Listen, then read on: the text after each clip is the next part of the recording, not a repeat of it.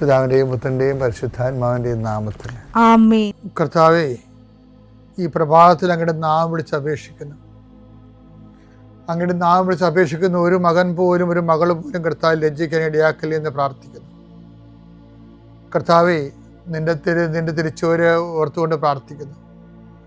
നിന്റെ തിരുവിലാല മുറിവിനെ ഞങ്ങൾ ഈ പ്രഭാതത്തിൽ കുമ്പിട്ട് ആരാധിച്ചുകൊണ്ട് പ്രാർത്ഥിക്കുന്നു. കർത്താവേ, ഞങ്ങൾക്ക് വേണ്ടി ക്രൂശിക്കപ്പെട്ടവനെ, ഞങ്ങൾക്ക് വേണ്ടി തിരുവിലാൽ മുറിവേറ്റവനെ, കർത്താവേ, ഞങ്ങൾക്ക് വേണ്ടി മുൾക്കട ചൂടിയവനെ, കർത്താവേ, നിന്റെ നാമം വിളിച്ചപേക്ഷിക്കുന്ന ഈ ഭാരപ്പെട്ട മക്കള്, കർത്താവേ, ഇന്ന് ഏറ്റെടുക്കേണ്ട ഉത്തരവാദിത്തങ്ങൾ, അധ്വാനിക്കുന്നതിനും ഭാരം വഹിക്കുന്നതിൻ്റെയൊക്കെ വരിക ഞങ്ങളെ ആശ്വസിപ്പിക്കാൻ നടത്തിയ കർത്താവേ, നിൻ്റെ ആശ്വാസം അക്ഷരാർത്ഥത്തിൽ ഈ പ്രാർത്ഥന കൊണ്ട് ഞങ്ങളുടെ മക്കളെ അനുഭവിക്കാൻ ഇടയാക്കണം പ്രാർത്ഥിക്കുന്നു. ഏത് കാര്യത്തിന് വേണ്ടിയാണോ, ഏത് കാര്യത്തിന് വേണ്ടി അങ്ങനെ മക്കൾ ഇപ്പോഴും ഭാരപ്പെട്ടിരിക്കുന്നത്, ആ വിഷയത്തിൽ കർത്താവ് ഇന്ന് രാത്രി 7 മണിക്കുള്ളിൽ ഒരു പരിഹാരം ഉണ്ടാകാൻ വേണ്ടി പ്രാർത്ഥിക്കുന്നു. ആ സാമ്പത്തിക വിഷയമാകാം, കോടതി കേസാകാം, വസ്തു വിൽപ്പനയോ വാങ്ങലോ ആകാം, അല്ലെങ്കിൽ പ്രതീക്ഷിച്ചുകൊണ്ടിരിക്കുന്ന കത്താകാം, അല്ലെങ്കിൽ ഒരു ഇമെയിലാകാം, അല്ലെങ്കിൽ ഒരു അനുവാദമാകാം. എന്താണ് ഈശോ തടഞ്ഞു നിർത്തിയിരിക്കുന്നത്? ആ തടസ്സമെല്ലാം 39 വർഷം ഞാൻ അർപ്പിച്ച കൃപാനയുടെ യോഗ്യതയാൽ കൃപാസ്ഥാനത്താറെ ജീവനോടെ പ്രത്യക്ഷപ്പെട്ട പരിശുദ്ധയുടെ മാധ്യസ്ഥത്തിൽ ഈശോ നാമത്തിൽ മാറിപ്പോകട്ടെ എന്ന് കൽപ്പിക്കുന്നു. രോഗികൾ, പീഡിതര്, മനപ്രയാസമുള്ളവർ, കുടുംബം തകർന്നുകൊണ്ടിരിക്കുന്നവർ, മക്കളെ ഓർത്ത് വേദി കൊള്ളുന്നവർ, വീടില്ലാത്തവർ, വഴിയില്ലാത്തവർ, കർത്താവ്, അവർക്കെല്ലാം കർത്താവേ, നിന്റെ സാധ്യത നൽകിയൊരു പുതിയ വഴി അവരെ കൊണ്ട് തന്നെ കണ്ടുപിടിക്കുന്നതിന് വേണ്ടി കർത്താവ് നീ അവരെ സഹായിക്കണം പ്രാർത്ഥിക്കുന്നു.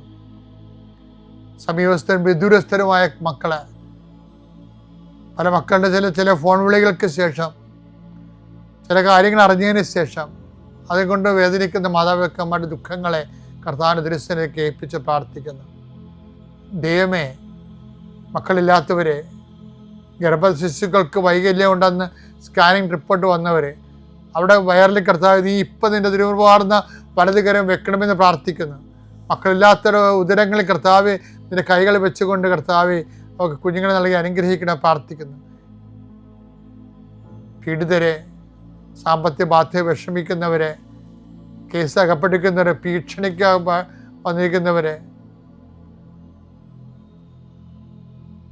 ഓരോരുത്തരും ഡേറ്റ് പറഞ്ഞതിന് ശേഷം കർത്താവ് അത് പാലിക്കാൻ പറ്റാത്ത രീതിയിൽ വലിയ വിക്ഷോഭങ്ങളിലേക്കും പോകുന്നവർ, അതിൻ്റെ മാനസിക സമ്മർദ്ദം അനുഭവിക്കുന്നവർ, കർത്താവിൻ്റെ കരുണ അവിടെ സാധിക്കുകയും അതിനെല്ലാം അതിജീവിക്കാനുള്ള പുതിയ മാർഗങ്ങളെ കർത്താവ് കണ്ടുപിടിക്കുകയും കർത്താവ് ധൈര്യമായിരിക്കുക ഞാൻ നിന്നോട് കൊണ്ടുവന്ന് അളിച്ച കർത്താവിൻ്റെ സാന്നിധ്യം അനുഭവിക്കാൻ ഇടയാകാൻ കൃപാസ്ഥാനത്താറെ ജീവനോടെ പ്രത്യക്ഷപ്പെട്ട പരിശുദ്ധ അമ്മയുടെ കരങ്ങളിലേക്ക് നിന്റെ കുടുംബത്തെ ഞാൻ ഏൽപ്പിച്ചുകൊണ്ട് പിതാവിൻ്റെയും പുത്രൻ്റെയും പരിശുദ്ധനാമത്തിൽ നിന്നെ ആശീർവദിക്കുന്നു. അമ്മേ പരിശുദ്ധ അമ്മേ, അമ്മേ പരിശുദ്ധമേ, ദൈവമാതാവേ, കൃപാസനത്തിലൂടെ ഞങ്ങളുടെ ദേശത്തിനും അമ്മ മധ്യസ്ഥം തേടി തന്ന എല്ലാ അനുഗ്രഹങ്ങൾക്കും കൃപകൾക്കും ഞങ്ങളിപ്പോൾ ഹൃദയം നിറഞ്ഞ നന്ദി പറയുന്നു.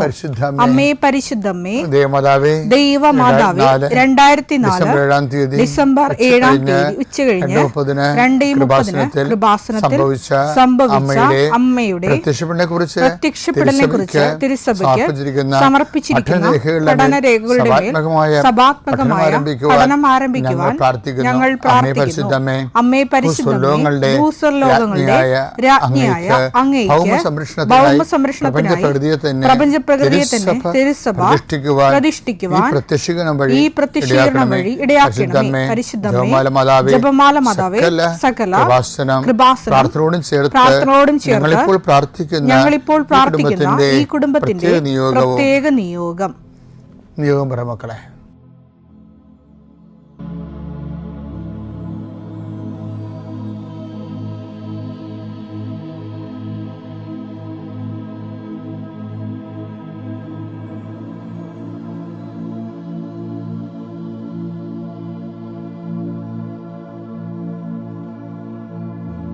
അമ്മയുടെ പ്രത്യക്ഷീകരണത്തിന്റെ ഈ അനുഗ്രഹവേളയിൽ ഞങ്ങൾക്ക് സാധിച്ചു തരുവാൻ കനിയണമേ. ആമേൻ.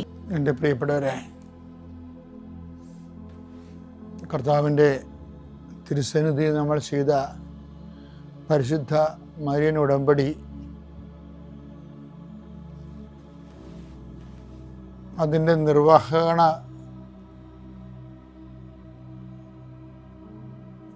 പ്രക്രിയയിൽ നമ്മൾ ഉപയോഗിക്കുന്ന സമീപനം എന്താണെന്നുള്ളത് വളരെ ശ്രദ്ധാർഹമായ ഒരു വിഷയമാണ്. സമീപനം എന്ന് പറഞ്ഞാൽ നമുക്ക് രണ്ട് ഹെഡ് ടു ടെയിൽ എന്നും പറഞ്ഞ് ഒരു സമീപനം എടുക്കാം.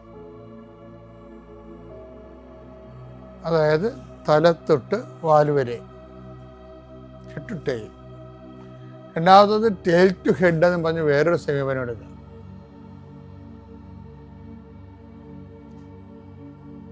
വാല് തൊട്ട് അല്ലെങ്കിൽ വയറ് തൊട്ട് തല വരെ. അപ്പോൾ അത് ശരിക്കും ഉടമ്പടി വരുമ്പോൾ എങ്ങനെ വരുമെന്ന് വെച്ച് കഴിഞ്ഞാൽ നമുക്കറിയാമല്ലോ, ഈ റിജക്ഷൻ റേറ്റ് കൂടുതലായിരിക്കും. ഈ ബെല്ലി ടു ഹെഡിലേക്ക് വന്നാൽ റിജക്ഷൻ റേറ്റ് കൂടുതലായിരിക്കും. അതിനകത്ത് നമ്മൾ ഹെഡ് ടു ടെയിൽ എന്ന് പറയുമ്പോൾ വാ തൊട്ട് വാല് വരെ വരുമ്പോൾ അത് നമുക്കറിയാം ഭക്ഷണം സഞ്ചരിക്കണ വഴിയാണ്. ഭക്ഷണം സഞ്ചരിക്കണത്, നമ്മൾ കഴിക്കണത്, ആഹാരം കഴിക്കണത് ബോഡി അക്സെപ്റ്റ് ചെയ്യല്ലേ വരണേ.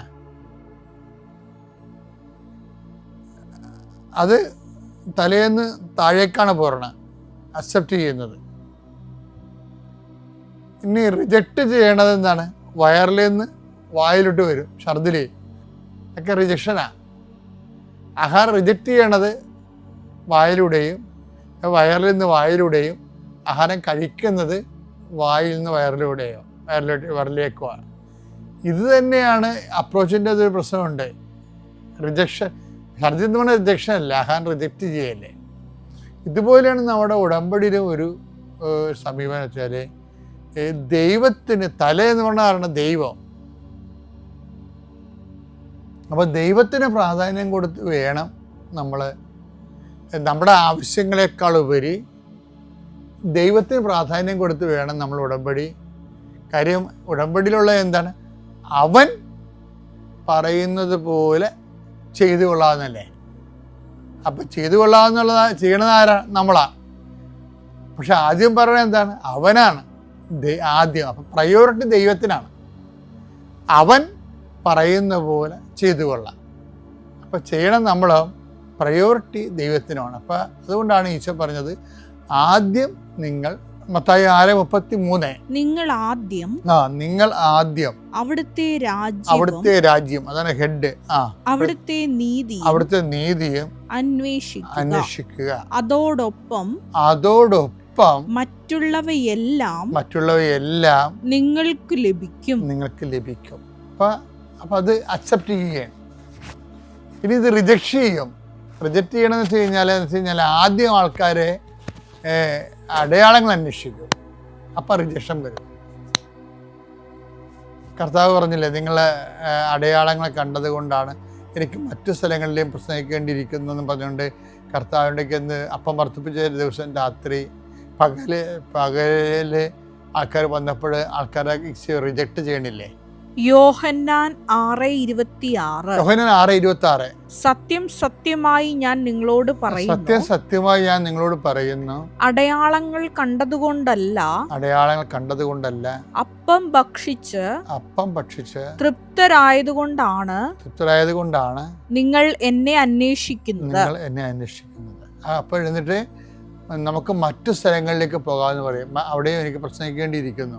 നമുക്കൊരു ചെറിയൊരു സംഭവം കാണാം. അതായത് കർത്താവിൻ്റെ അടയാളങ്ങൾ ലഭിച്ച ആൾക്കാരുണ്ട്. രോഗം സുഖപ്പെടുത്തിയവർ, അപസ്മായ രോഗം സുഖപ്പെടുത്തിയവർ, പിശാച് ബാധിച്ച് മാറ്റിയവർ, ഇങ്ങനെ കുറേ അനുഗ്രഹാനുകൂല്യം ലഭിച്ച ആൾക്കാരെ വീണ്ടും കർത്താവിനെ തിരക്കി വരും.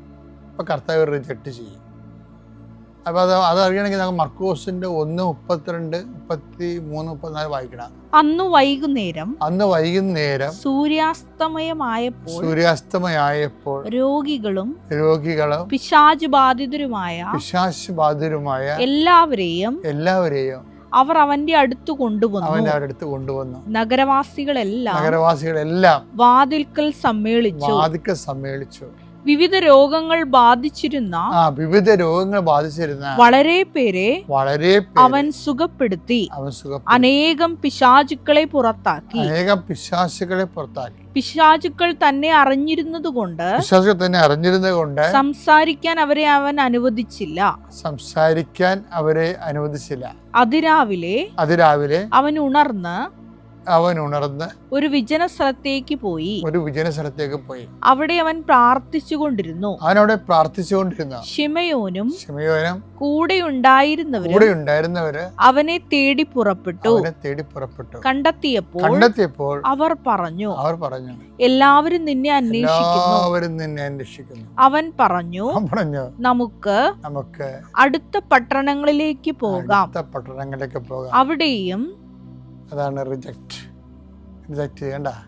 ഇപ്പം തലേ ദിവസം രാത്രി സംഭവിച്ച രോഗസൗഖ്യങ്ങളൊക്കെ അറിഞ്ഞുകൊണ്ട് ജനങ്ങൾ വീണ്ടും പിന്നെയും രോഗസൗഖ്യത്തിനാണ് വരുന്നത് കർത്താവിൻ്റെ അടുത്ത്.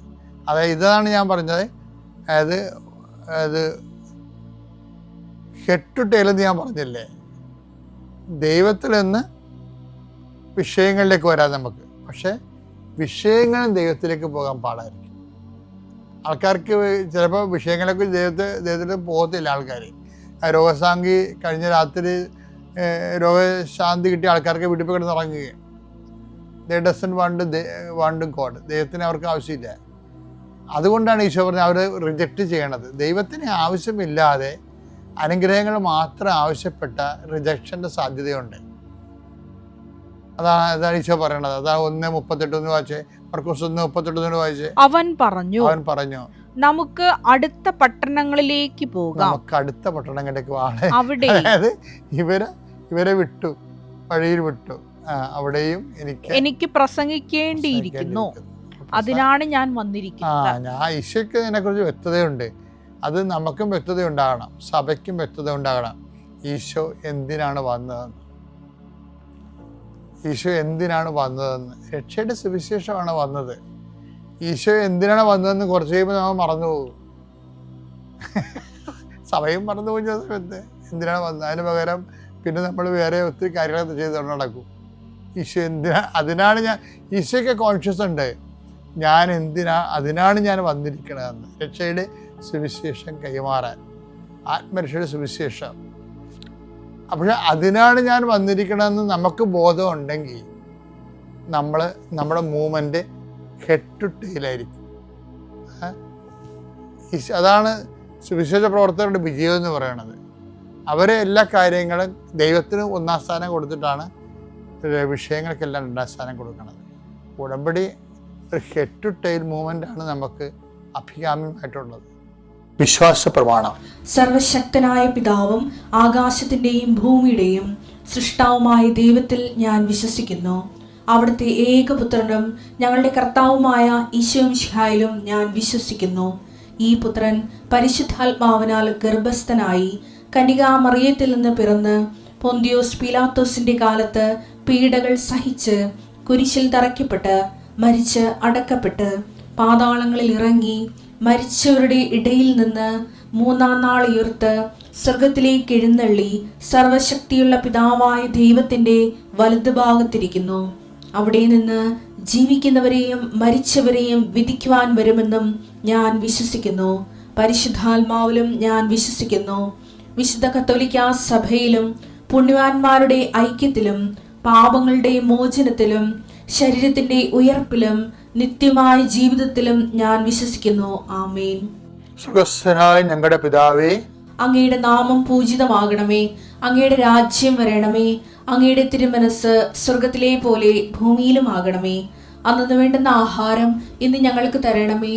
ഞങ്ങളോട് തെറ്റ് ചെയ്യുന്നവരോട് ഞങ്ങൾ ക്ഷമിക്കുന്നത് പോലെ ഞങ്ങളുടെ തെറ്റുകൾ ഞങ്ങളോടും ക്ഷമിക്കണമേ. ഞങ്ങളെ പ്രലോഭനത്തിൽ ഉൾപ്പെടുത്തരുതേ, തിന്മയിൽ ഞങ്ങൾ രക്ഷിക്കണമേ. ആമേൻ. നന്മ നിറഞ്ഞ മറിയമേ, സ്വസ്തി. കർത്താവ് അങ്ങയുടെ കൂടെ സ്ത്രീകളിൽ അങ്ങ് അനുഗ്രഹിക്കപ്പെട്ടവളാകുന്നു. അങ്ങയുടെ ഉദരത്തിൻ ഫലമായി ഈശോ അനുഗ്രഹിക്കപ്പെട്ടവനാകുന്നു. പരിശുദ്ധ മറിയമേ, തമ്പുരാന്റെ അമ്മേ, പാപികളായ ഞങ്ങൾക്ക് വേണ്ടി ഇപ്പോഴും ഞങ്ങളുടെ മരണസമയത്തും തമ്പുരാനോട് അപേക്ഷിക്കണമേ. ആമേൻ. എൻ്റെ പേര് ട്രീസ ജോസഫ്. ഞാൻ തകഴിയിൽ നിന്ന് വരുന്നു. 1/6/2019 ഞാൻ ഉടമ്പടി പുതുക്കാൻ ഇവിടെ വന്നത്. ആദ്യമായിട്ട് ഞാൻ നിയോഗം വെച്ചത് എൻ്റെ വീടിൻ്റെ പണി തുടങ്ങാനായിട്ടാണ്. പ്രളയത്തിൽ എൻ്റെ വീട് മൊത്തമായിട്ട് നശിച്ചു പോയി. പഞ്ചായത്തിൽ നിന്ന് 4 ലക്ഷം രൂപയാണ് വീടിനായിട്ട് അവിടുന്ന് തന്നത്. ഞാൻ എൻ്റെ പുരയുടെ അടുത്ത് ഒരു പള്ളി സ്ഥലത്ത് ഒരു ഷെഡ് വെച്ച് താമസിക്കുകയായിരുന്നു. മഴയാകുമ്പോൾ മൊത്തം ഷെഡ് മൊത്തവും വെള്ളം കൊണ്ട് നിറയും. ഉച്ചയാകുമ്പോൾ രാവിലെ തുളയ്ക്കുന്ന വെയിൽ കൊണ്ട് ഷെഡിൽ നിൽക്കാൻ കൂടി പറ്റാത്ത അവസ്ഥയാണ്. പണിയാണെങ്കിൽ തുടങ്ങാനും പറ്റാതെ വളരെയേറെ അവസ്ഥപ്പെട്ടിരിക്കുന്ന നേരത്താണ് ഞാൻ ഈ നിയോഗം വെച്ചത്. അത് കഴിഞ്ഞ് കോൺട്രാക്ടർമാർ പലരും വന്ന് 10 ലക്ഷം 9 ലക്ഷം അങ്ങനെ ഓരോ ലക്ഷം പറഞ്ഞ് അവർ വന്നുകൊണ്ടിരുന്നു. അങ്ങനെ 9.5 ലക്ഷം രൂപയ്ക്ക് വീടിൻ്റെ പണി പൂർത്തിയാകാനായിട്ട് തുടങ്ങാനായിട്ട് പോയി. അപ്പോഴും എൻ്റെ കയ്യിൽ ഒരു പൈസയും ഇല്ലായിരുന്നു. ഞാൻ വളരെയേറെ വിഷമിച്ചിരിക്കുന്ന നേരത്ത് കോൺട്രാക്ടർ പകുതിയോളം ജോലികൾ ചെയ്ത് പിന്നെയും അത് ഇട്ടിട്ട് പോയി. പല പ്രാവശ്യമായിട്ട് വിഷമിച്ച് ഞാൻ കൃപാസനത്തിൽ വന്നു മാതാവിനോട് കരഞ്ഞുകൊണ്ട് മുട്ടിപ്പായി പ്രാർത്ഥിച്ചു. എന്നിട്ടും എൻ്റെ വീടിൻ്റെ പണി തടസ്സമായിട്ടിരിക്കുകയാണ്. വീട്ടിലെ ഷെഡിലാണെങ്കിൽ സാധനങ്ങൾ മൊത്തം ഒട്ടുമുക്കാലും വെള്ളം കയറിയാണെങ്കിലും അലമാരികളാണെങ്കിലും സാധനങ്ങളാണെങ്കിലും എല്ലാം നശിച്ചു. വസ്ത്രങ്ങൾ വരെ ഞങ്ങളുടേത് നശിച്ചു പോയി. എന്നിട്ടും പെരപണി നടക്കുന്നില്ലായിരുന്നു. ഞാൻ അച്ഛൻ തന്ന വെഞ്ചരിച്ച കാശ് രൂപം എൻ്റെ പണി പൂർത്തിയാകാത്ത വീട്ടിൽ എൻ്റെ ഹസ്ബൻഡിനോട് പറഞ്ഞ് ഞാനത് കെട്ടിത്തൂക്കിയിട്ടു. അതിൻ്റെ ഫലമായിട്ട് അത്ഭുതമെന്ന് പറയട്ടെ, ഒരു ട്രസ്റ്റ് വഴി ഞങ്ങളെ സഹായിച്ച് വീടിൻ്റെ പണി പൂർത്തിയാക്കാനായിട്ട് സാധിച്ചു. അമ്മ മാതാവ് നടത്തിയ അനുഗ്രഹത്തിന് 1000 നന്ദികൾ. അതുപോലെ എൻ്റെ ഹസ്ബൻഡിന് വയറുവേദനയായിട്ട് വരുമായിരുന്നു. അപ്പൻഡിക്സ് പഴുത്ത് പൊട്ടി കുടല് മാറ്റി പ്ലാസ്റ്റിക്കിൻ്റെ കുടലാണ് വെച്ചിരുന്നത്. അതിനാൽ ഏതു നേരവും വയറുവേദന വരുമായിരുന്നു. ചികിത്സിക്കാനായിട്ട് ഞങ്ങൾക്ക് സാമ്പത്തിക സഹായമൊന്നും ഇല്ലായിരുന്നു. എന്തെങ്കിലും ഒരു ഭക്ഷണം കട്ടിയായിട്ട് കഴിച്ചു തീർന്നാൽ പിന്നെ ഉടനെ ആശുപത്രിയിൽ അഡ്മിറ്റാക്കുമായിരുന്നു. കുഞ്ഞുങ്ങളെയും കൊണ്ട് എനിക്ക് ഒരു നിവർത്തിയില്ലായിരുന്നു. എൻ്റെ ഹസ്ബൻഡാണെങ്കിൽ ഒരു ഹിന്ദു ആയിരുന്നു. ഞങ്ങൾ സ്നേഹിച്ച് കല്യാണം കഴിച്ചത് കാരണം എൻ്റെ സഭയിലോട്ട് പുള്ളിക്കാരൻ വന്നത് കാരണം അവരുടെ ആൾക്കാരും എന്നെയും കുഞ്ഞുങ്ങളെയും തിരിഞ്ഞു നോക്കത്തില്ലായിരുന്നു. അത് കാരണം ഞങ്ങൾ വരുമാന മാർഗത്തിന് ഒരുപാട് കഷ്ടപ്പെടുന്ന നേരമായിരുന്നു.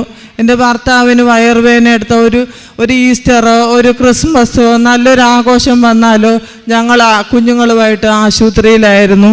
അങ്ങനെയേറെ മാതാവിനോട് നിയോഗം വെച്ച് മുട്ടിപ്പായി പ്രാർത്ഥിച്ചതിൻ്റെ ഫലമായി എൻ്റെ ഭർത്താവിന് ഇപ്പോൾ വയറുവേദന ഒന്നും വരുന്നില്ല. എൻ്റെ ഭർത്താവ് സുഖമായിട്ടിരിക്കുന്നു. യേശുവേ സ്തോത്രം, യേശുവേ നന്ദി. അതുപോലെ എൻ്റെ ഭർത്താവിന് വയറുവേദന കൂടി ഒരു പ്രാവശ്യം ഇതുപോലെ ആശുപത്രിയിൽ കൊണ്ടുപോയി തീർന്നപ്പോൾ ഇടയ്ക്കിടയ്ക്ക് ഞാൻ ആശുപത്രിയിൽ കയറിയ നേരത്ത് ഉടമ്പടി തൈലം തേക്കുമായിരുന്നു. വയറ് കയറി അങ്ങ് വീർക്കുന്ന രീതിയിൽ വയറ് വീർത്ത് നിൽക്കുമായിരുന്നു. എക്സ്റേ എടുത്ത് ഡോക്ടർമാരോട് ഞാൻ പറഞ്ഞു, ഡോക്ടറെ പ്ലാസ്റ്റിക്കിൻ്റെ കുടലാണ് എൻ്റെ ഭർത്താവിനെന്ന് പറഞ്ഞു. അപ്പോൾ ഡോക്ടർ എന്നോട് പറഞ്ഞു, കുട്ടിയോട് ആരാ പറഞ്ഞത് തൻ്റെ ഭർത്താവിൻ്റെ കുടൽ എല്ലാ മനുഷ്യരെയും പോലെ സാധാ കുടലാണെന്ന് എന്നോട് പറഞ്ഞു. യേശുവിനും അമ്മ മാതാവിനും 1000 നന്ദി. അതുപോലെ എൻ്റെ മകളുടെ കല്യാണം പെരവാസുല് കഴിഞ്ഞ് 9 മാസം ആഹാറായി നിന്നപ്പോൾ ചെറുക്കൻ കൂട്ടർ വന്നിട്ട് ഉടനെ കല്യാണം നടത്തണമെന്ന് പറഞ്ഞ് നിൽക്കുമായിരുന്നു. 2 വർഷത്തേക്ക് അത് മാറ്റി വെച്ചിരിക്കുമായിരുന്നു പെരപണി കാരണം. അത് കഴിഞ്ഞ് തീർന്ന ഉടനെ അവർക്ക് കല്യാണം നടത്തണമെന്ന് പറഞ്ഞ് ധൃതിയായിരുന്നു. ഞങ്ങളെ കൊണ്ടൊരു സാമ്പത്തിക സഹായവും ഇല്ലായിരുന്നു.